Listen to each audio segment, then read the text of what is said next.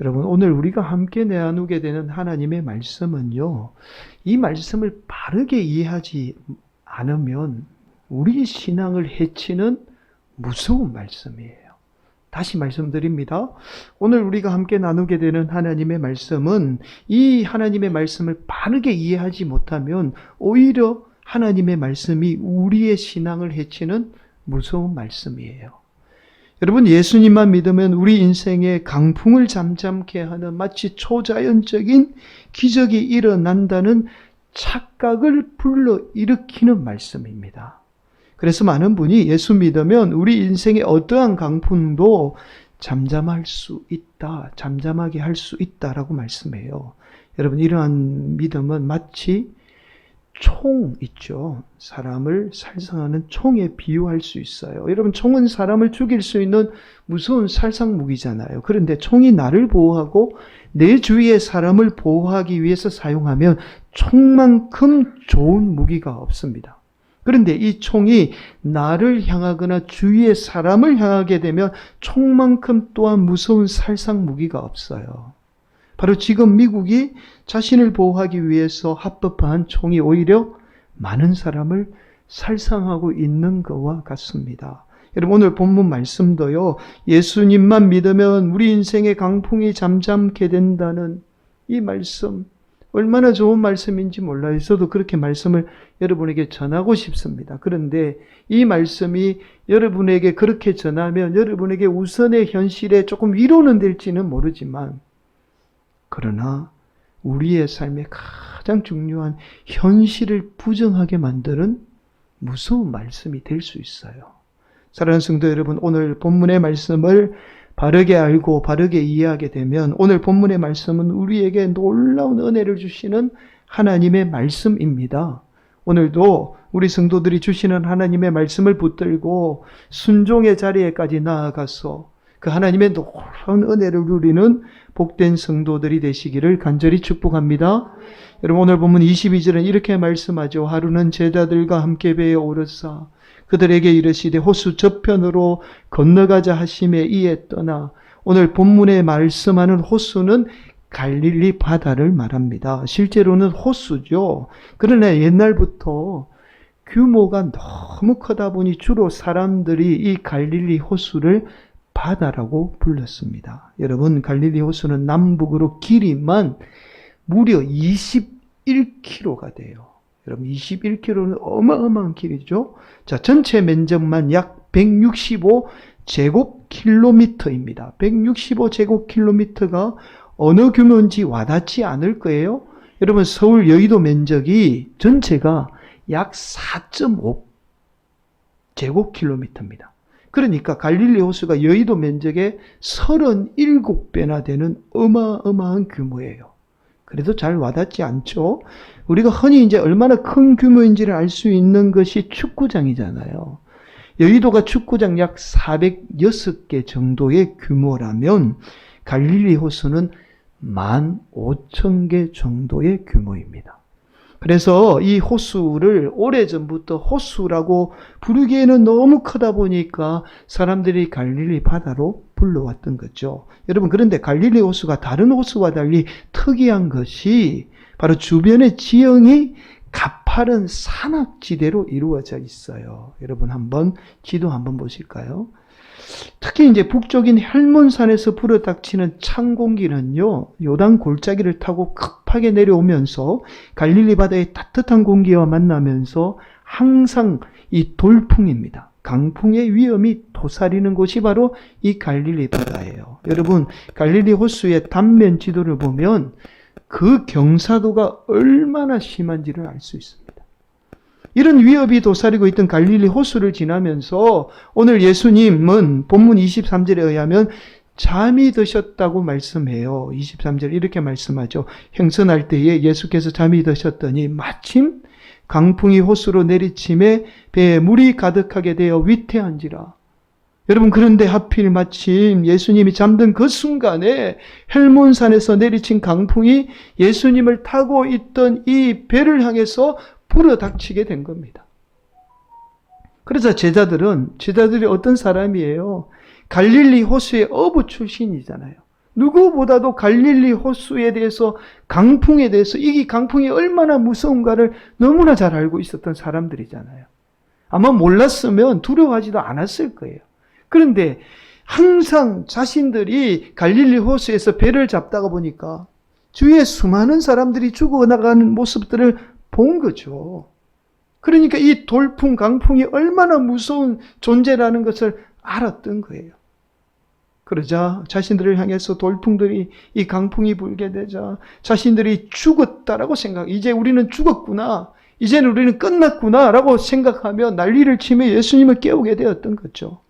예수님이 이 사실을 알고는요, 바람과 물결을 꾸짖게 되죠. 그러자 바람과 물결이 잠잠하게 되는 초자연적인 기적이 일어나게 돼요. 24절, 제자들이 나와 깨어 이르되 주여 주여 우리가 죽겠나이다 한데 예수께서 잠을 깨사 바람과 물결을 꾸짖으시니 이에 그쳐 잔잔하여지더라.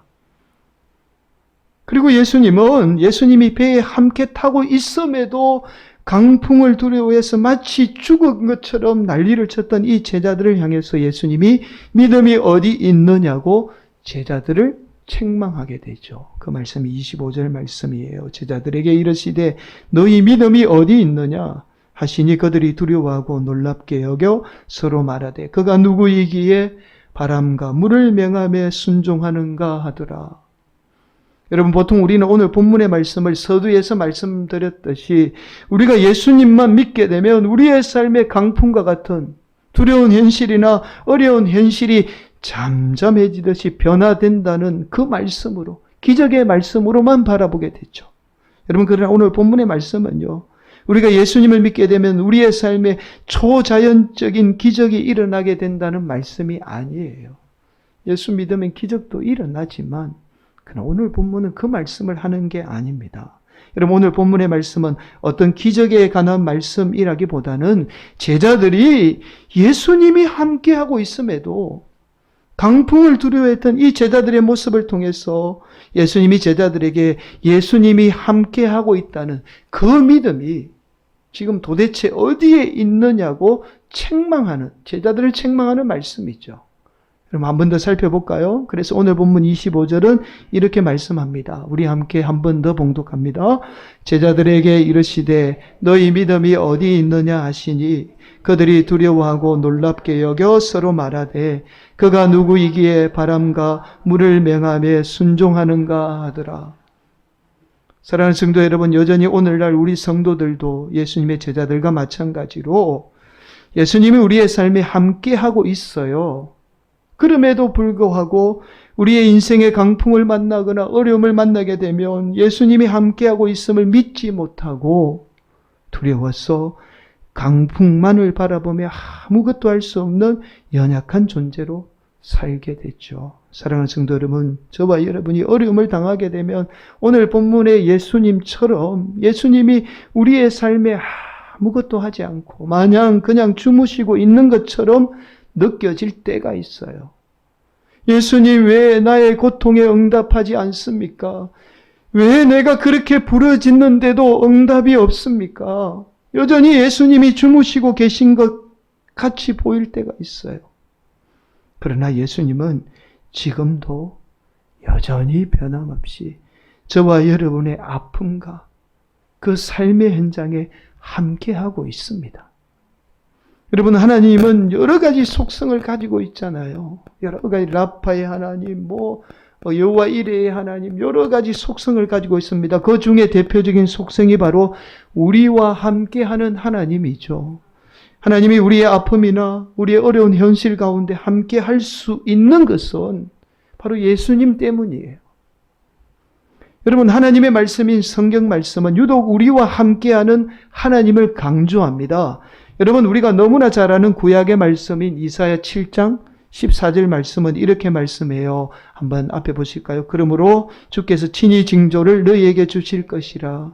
보라, 처녀가 잉태하여 아들을 낳을 것이요 그의 이름을 임마누엘이라 하리라. 이사야 선지자의 예언을 통해서 하나님이 우리와 함께하는 임마누엘 되시는 하나님이라는 사실을 예수님을 통해서 이루어지게 되리라는 사실을 예언하고 있지요. 그래서 마태복음 1장 23절은 그 예언이 예수님을 통해서 이루어져요. 보라, 처녀가 잉태하여 아들을 낳을 것이요 그의 이름은 임마누엘이라 하리라 하셨으니 이런 번역한 적 하나님이 우리와 함께 계시다 함이라.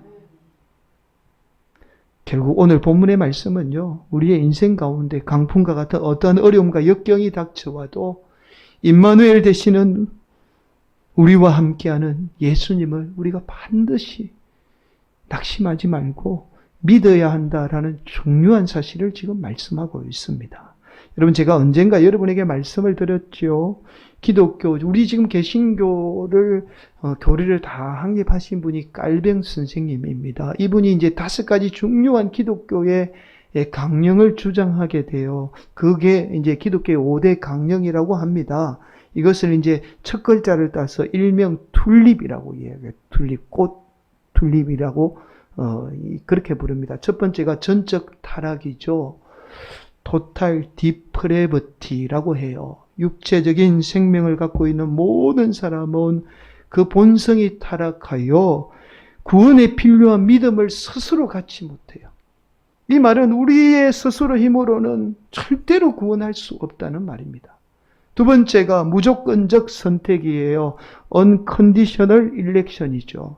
말 그대로 하나님이 인간을 구원함에 있어서 어떤 조건이 필요하다는 게 아니에요. 그냥 우리가 믿으면 어떤 연약한 인생이든지 다 구원을 받게 된다는 거죠. 세 번째가 제한적 속죄예요. Limited Atonement라고 합니다. 즉 오직 예수님을 믿는 성도만 구원받게 돼요. 하나님이 모든 인류를 다 사랑하지만 그러나 구원은 제한적이라는 거예요. 예수 믿는 성도들에 한해서만 구원을 받게 된다는 겁니다. 네 번째가 불가항력적 은혜이죠. Irresistible Grace입니다. 하나님이 구원하기로 작정한 사람은 어떠한 일이 있어도 반드시 구원을 한다는 말씀이에요. 우리가 오늘 말씀을 통해서 주목해야 할 강령이 바로 마지막 강령이에요. 성도의 견인이죠. Perseverance of a Saint라고 합니다. 하나님이 구원한 성도는 어떤 일이 있어도 심지어 죽는 순간까지도 우리가 죽는 순간에 의식이 없고 심지어 치매가 걸려서 우리 입술로 예수님을 고백하지 못하는 그 순간이 찾아와도 임마누엘 되시는 하나님은 예수님을 통해서 함께해서 우리를 구원에 이르게 한다라는 말씀이죠. 사랑하는 성도 여러분, 저와 여러분의 인생이 아무리 강풍 가운데 내몰려 있고 벗어날 길이 전혀 보이지 않아도 임마누엘 되시는 하나님은 오늘도 저와 여러분과 함께 하시는 분입니다. 여러분, 우리가 신앙생활을 하면서 잘못 알고 있으면서 또한 잘못 사용하는 것 중에 하나가 바로 하나님의 뜻이에요. 참 많은 분들이 하나님의 뜻을 말씀을 참 많이 합니다. 그러나 하나님의 뜻이라는 것은 존재하지 않아요. 정확하게 말씀을 들으면 실제로 존재하지 않는다라는 말입니다. 제가 혹 하나님 뜻이 존재하지 않는다라고 말씀을 드리면 오해하는 분이 계실 것 같아요. 여러분, 하나님의 뜻이 존재한다고 해도 인간은 하나님의 뜻을 알 수 없어요. 설령 하나님의 뜻이 존재한다고 해도 인간이 알 수 없기에 실제로는 존재하지 않는 것과 같은 거예요. 그래서 하나님 편에서 보면 하나님의 뜻은 존재하지만 인간의 측면에서 보면 하나님의 뜻은 존재하지 않는 것과 같은 거죠. 알 수 없기 때문에. 여러분, 인간이 자기 생각이나 자기 뜻을 합리화하기 위해서 만들어낸 것에 불과한 것이 바로 하나님의 뜻이에요. 그래서 대부분의 목회자나 성도들이 타인에게 가장 타인을 설득하기 쉬운 말이 뭐예요? 하나님의 뜻입니다 라는 말이죠. 이것이 하나님의 뜻이니 이렇게 하는 것이 맞습니다라고 자신의 뜻을 합리화하기 위해서 만들어낸 것에 불과한 것이 바로 하나님의 뜻이에요. 그러면 우리는 이런 반문을 할 수 있습니다. 그렇다면 우리가 A와 B를 선택한다면 우리가 어떻게 해야 합니까? 하나님의 뜻을 구하며 선택해야 하는데 우리가 A와 B 중에 어떤 것을 선택해야 합니까? 라고 반문할 수 있잖아요. 사랑하는 성도 여러분, 저와 여러분이 A를 선택해도 B를 선택해도 하나님은 저와 여러분과 함께 합니다. 설령 저와 여러분의 선택이 잘못되었다고 할지라도 임마누엘 되신 하나님은 저와 여러분과 함께 하죠. 만약에 저와 여러분이 믿는 하나님이 하나님의 뜻이 아닌 다른 것을 선택했다라고 해서 하나님이 우리와 함께 하지 않는다면 그 하나님을 우리가 믿을 이유가 없는 거예요. 우리가 선택을 잘못해도 하나님은 마음 아파하며 우리와 함께 하는 분이죠. 바로 임마누엘 되시는 우리 하나님이에요. 그러나 여기에서 중요한 사실 하나가 있습니다. 바로 그것은 우리가 강풍에 기다리고 있다는 사실을 뻔히 알면서도 호수 저편으로 건너가야 한다는 사실이에요. 건너가야 하나님의 능력과 역사를 경험하게 되는 거예요. 우리가 아무것도 하지 않고 강풍이 두려워서 아무것도 하지 않고 벌벌 떨고만 있는다면 하나님의 능력과 역사는 임하지 않습니다. 여러분, 예수님이 왜 하필 이 강풍이 역으로 불어닥치는 그라사 지역으로 건너가자고 말할까요? 건너편이 어느 편이냐면 그라사 지역이에요. 강풍이 지금 역으로 지금 불어와요. 이왕이면 예수님 복음 전하는데 순풍이 부는 곳으로 가면 좋지 않습니까? 왜 하필 역풍이 부는 그라사 지역입니까? 여러분, 다음 주에 말씀을 나누겠습니다만 그라사 지역은 우리의 힘으로 감당할 수 없는 군대 귀신이 역사하는 곳이에요. 왜 군대 귀신이 역사하는 하필 그라사 지역으로 가자고 말씀할까요? 여러분, 그러나 아무리 군대 귀신이 역사하는 곳이지만 우리가 호수 저편으로 건너가야 우리와 함께하는 임마누엘 되신 하나님을 경험하며 그 하나님이 귀신도 쫓아내는 그 놀라운 역사를 경험하게 되는 겁니다. 여러분, 근현대 연극의 새로운 문을 열었다고 평가받는 극작가가 있습니다. 바로 노르웨이의 극작가인 헨릭 입센이라는 분이에요. 여러분, 이분 잘 모르실 건데요. 지금으로부터 약 200년 전에 태어나신 분이에요. 우리가 이제 셰익스피어라고 하면 이제 서양의 유명한 극작가로 알고 있지만 이분은 셰익스피어 다음으로 새로운 현대의 연극의 문을 열었다고 평가받는 아주 유명한 분입니다. 이분의 작품 가운데 당시 200년 전이죠. 한 150년에 당시만 해도 많은 논란이 되었던 작품이 있어요. 그 작품의 제목이 인형의 집이라는 작품입니다. 우리 아이들 가져노는 인형 있죠? 인형의 집이라는 제목의 작품이에요. 이런 내용입니다. 여중인공인 노라는 친정에서 늘 부모님의 사랑을 한 몸에 받고 애지중지하게 귀하게 자란 딸입니다. 그런 그녀가 헬멜이라는 남성을 만나서 결혼하게 돼요.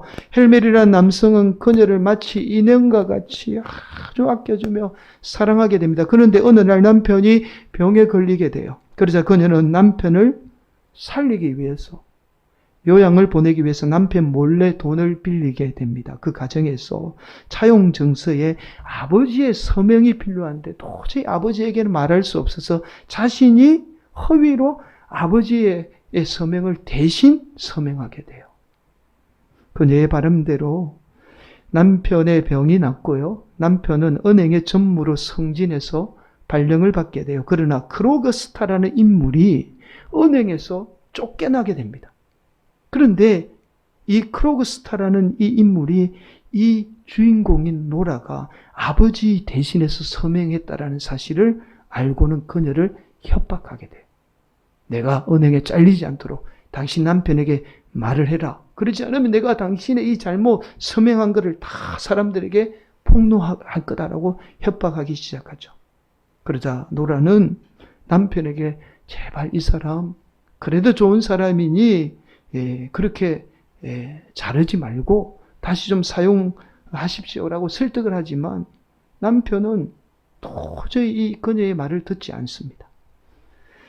노라는 자신의 죄가 폭로되면 남편마저도 위기에 처하게 된다는 사실에 괴로워하게 돼요. 그러나 노라는 자신이 저지른 문서 위조를 남편이 알게 되더라도 그것이 남편을 사랑하기 때문에 저지른 일이기 때문에 남편이 이해하고 용서해 주리라고 생각을 하죠. 그러나 모든 일을 알게 된 남편은 오히려 자신의 모든 일을 파멸시켰다고 노발대발하며 그녀에게 화를 쏟아내게 돼요. 한편 그녀에게 협박을 가하던 크로그스타는 자신이 짝사랑하던 여성이 자신의 사랑을 결국에는 받아들이게 되자 이 협박을 멈추고 협박의 근거였던 차용증서를 도리어 노라에게 되돌려 보내게 됩니다. 그렇게 노라와 남편인 헬멜은 위기의 상황에서 벗어나게 되어 그러자 헬멜은 다시 노라를 마치 귀여운 인형처럼 사랑하게 됩니다. 그러나 이미 진실한 사랑과 인간성이 무엇인가를 깨닫게 된 노라는 남편이 만든 허위의 인형의 집에서 더 이상 머물 수 없다라고 생각을 하죠. 노라는 아내로서 어머니의 의무를 뿌리치고 남편과 자신을 버리고 나가겠느냐는 이 남편의 질문에 아내이고 어머니이기 이전에 먼저 하나의 인간으로서 살고 싶다라는 말을 남기고 가방 하나만을 가지고는 깊은 밤거리를 나서게 됩니다. 이 내용이 바로 인형의 집이라는 연극이죠. 연극의 내용입니다. 여러분 헨리 입센의 인형의 집은 처음 출판되었을 당시만 해도 사회적으로 많은 논란을 일으킨 작품이에요. 그러나 이 작품은 당시 노라라는 여성이죠. 남편에게 복종하고 사회의 간섭에 순응해야 할 여성을 통해서 우리 인간이 만들어낸 간섭, 이 틀을 깨지 않으면 우리 인간은 우리 사회가 만든 인형의 집 안에서만 머물러 사는 한낱 인형과 같은 존재에 불과하다라는 사실을 이 작품을 통해서 우리에게 말하고 있습니다. 사랑하는 성도 여러분, 저와 여러분 인생도 마찬가지예요. 우리가 마치 인형과 같이 우리 사회가 만들어낸 그 틀에 갇혀 지금 살고 있는 거예요. 여러분 또한 나의 경험이나 내 생각의 틀에 갇혀서 지금 살고 있는 거예요. 그게 전부라고만 생각해요. 심지어요, 우리 신앙도 마찬가지입니다. 여러분을 쉽게 통제하기 위해서 종교라는 미명하에 우리가 여태껏 잘못 학습된 마치 인형처럼 순응하는 삶을 살아야 신앙생활 잘한다는 이 종교가 만들어낸 인형의 집 안에 우리 성도들이 머물러 있는 거예요. 그것 벗어나면 지금 큰일 난다라고 생각을 하는 겁니다. 그러나 그 만들어낸 인형의 집에서 저와 여러분이 스스로 벗어나야 합니다. 호수 저편으로 건너가야 돼요. 이 말씀은 무슨 말씀이냐면 제자들이 생각했던 삶의 자리가 갈릴리 호수잖아요. 그 호수에서 건너가라는 거예요. 삶의 자리에서 벗어나라는 겁니다. 그 인형의 접에서 벗어나게 될 때 저와 여러분은 삶의 진정한 의미를 깨닫게 돼요. 신앙이 무엇인지 진정한 신앙의 세계를 경험하게 되는 겁니다. 사랑하는 성도 여러분, 오늘도 우리 예수님은 우리 사회가 만들어낸 인형의 집에서 우리 성도들이 벗어나기를 원하고 있어요. 저와 여러분이 경험과 생각으로 만들어낸 그 인형의 집에서 벗어나기를 간절히 원하고 있습니다. 또한 종교가 만들어낸 인형의 집에서 벗어나 호수 저편으로 건너가기를 간절히 원하고 계세요.